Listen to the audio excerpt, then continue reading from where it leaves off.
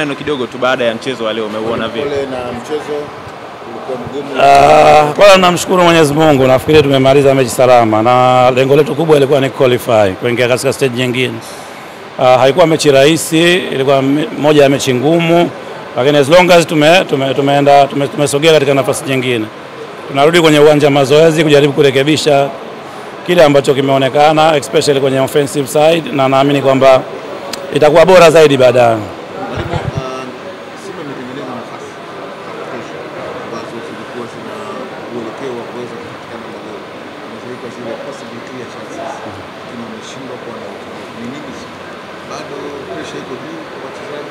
Nafikiri kazi yangu moja kubwa ilikuwa ni kuhakikisha kwamba tunatengeneza nafasi tunashinda hii mechi. Na nafikiri mimi kama mwalimu nimeweza kufanikiwa kiasi fulani. Ni swala la composure kwa wachezaji.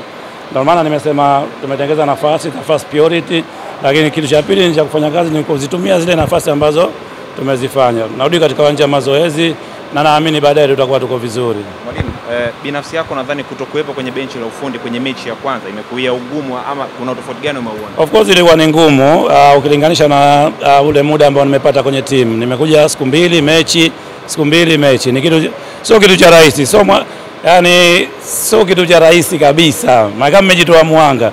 Lakini as long as nimejiamini kwa sababu ni all the time niko kwenye national team na nakutana na hali kama hii.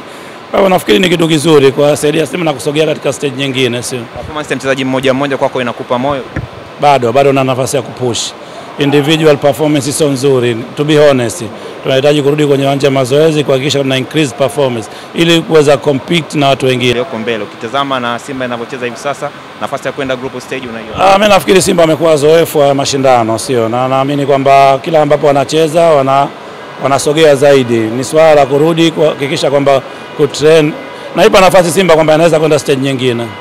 Utakuwepo kwenye mechi ijayo?